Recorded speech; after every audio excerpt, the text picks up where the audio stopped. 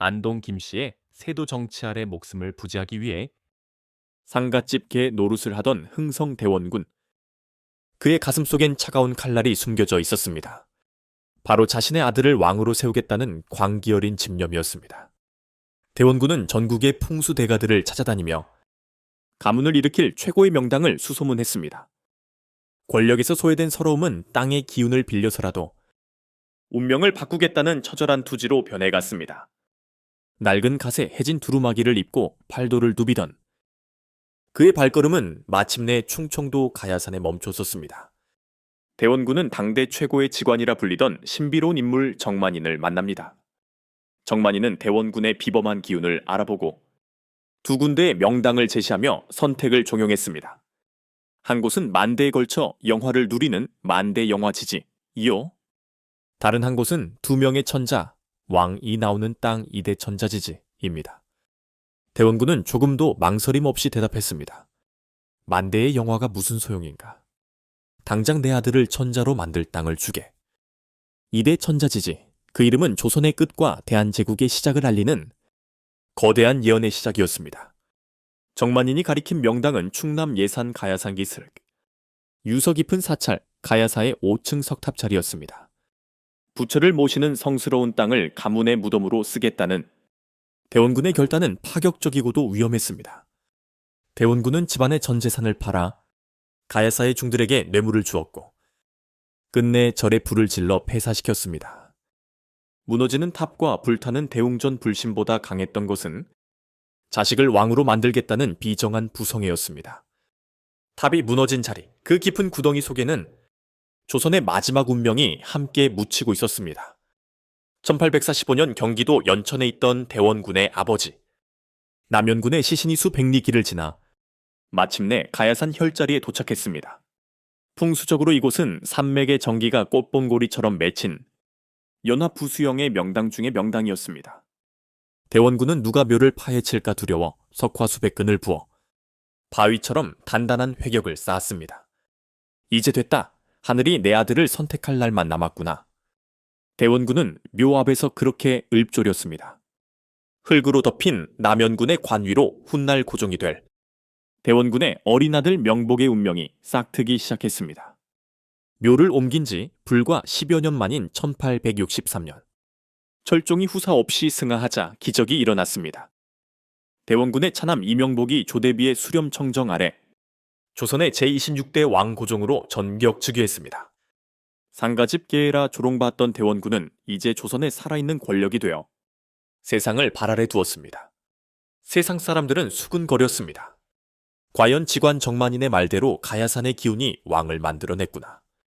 정말 가야사의 명당 힘이었을까요? 아니면 대원군의 치밀한 정치 공작이었을까요? 역사는 그 경계에서 묘한 미소를 짓고 있습니다. 고종 즉위 5년 후 독일 상인 오베르트가 이끄는 도굴단이 야음을 틈타 남연군 묘에 침입했습니다. 그들은 대원군의 아버지 시신을 인질로 삼아 통상을 강요하겠다는 천인공노할 계획을 세웠습니다. 하지만 대원군이 부어놓은 수백 근의 석화벽은 서양의 강철 삽으로도 뚫을 수 없는 철갑과 같았습니다. 날이 밝아오자 도굴단은 빈손으로 도망쳤고 이 사건은 조선의 쇄국 정책을 더욱 단단하게 만드는 계기가 되었습니다. 죽은 아버지가 산 아들을 지킨 것일까요? 명당을 지키려 했던 대원군의 치밀함이 서구 열강의 침입을 막아낸 반패가 되었습니다. 오베르트 도굴 사건에 분노한 대원군은 서양 오랑캐가 침범함에 싸우지 않으면 곧 화친이요 화친함은 곧 나라를 파는 것이다.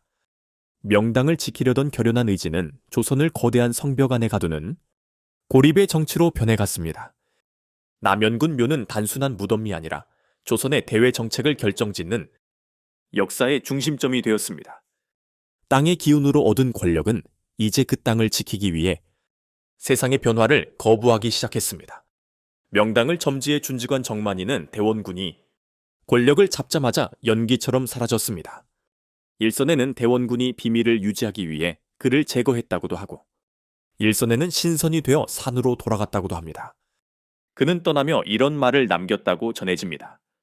명당의 덕은 이대에 그칠 것이니 그 이후는 사람의 몫이다. 그는 조선의 마지막 불꽃을 지피고 어둠 속으로 유유히 사라진 풍수의 귀신이었습니다. 그가 남긴 예언은 훗날 고종과 순종 딱 2명의 황제로 현실이 되어 우리 곁에 남았습니다. 명당의 기운으로 왕이 된 고종이었으나 궁궐하는 대원군과 며느리 명선광후의 처절한 권력 다툼으로 피말을 날이 없었습니다. 명당을 얻기 위해 저를 불태웠던 업보였을까요?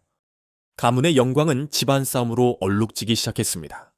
대원군은 명당의 기운이 쇠할까 두려워 끊임없이 묘를 보살폈으나 사람의 마음까지 보살피지는 못했습니다. 권력은 부자 사이를 갈라놓았고 시아버지와 며느리를 원수로 만들었습니다. 천하 명당도 인간의 끝없는 욕망까지는 감싸 안을 수 없었던 모양입니다. 고종이 강제 퇴위당하고 숙종이 즉위하자 사람들은 정만인의 2대 천자 예언을 다시 떠올렸습니다. 고종 황제와 숙종 황제, 정만인의 말대로 딱 2명의 천자가 나온 뒤 대한제국은 몰락의 길을 걸었습니다. 나라를 팔아먹은 매국노들과 일제의 압박 속에 명당의 기운은 이제 그 수명을 다해가고 있었습니다. 가야산의 정기는 찬란한 2개의 태양을 띄워 올린 뒤 서산 너머로 자취를 감췄습니다. 2대 천자지지, 그 짧고도 강렬했던 명당의 약속은 식민지의 어둠 속에서 마침표를 찍었습니다. 풍수사들은 이곳에 서면 마치 거대한 우주가 나를 중심으로 돌아가는 듯한 기운을 느낀다고 말합니다. 물이 들어오는 곳은 보이지만 나가는 곳은 보이지 않아 재물과 권력이 한 곳으로 모이는 기막힌 혈자리입니다. 자연이 빚어낸 이 완벽한 조화 앞에 대원군은 자신의 야망을 걸어도 좋다는 확신을 얻었을 겁니다. 대원군은 단순히 직관의 말에 휘둘리는 분이 아니었습니다. 그 스스로가 풍수에 능통한 전문가였습니다.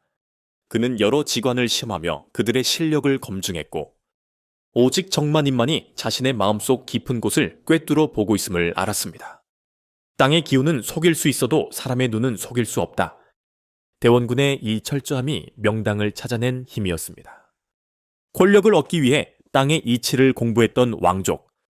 그의 안목은 결국 조선의 역사를 뒤바꾸는 결과를 낳았습니다. 명당에 가치는 정답이 있는 것이 아니라 그 땅을 대하는 사람의 간절함 속에 살아있는 것인지도 모릅니다. 시청해 주셔서 감사합니다.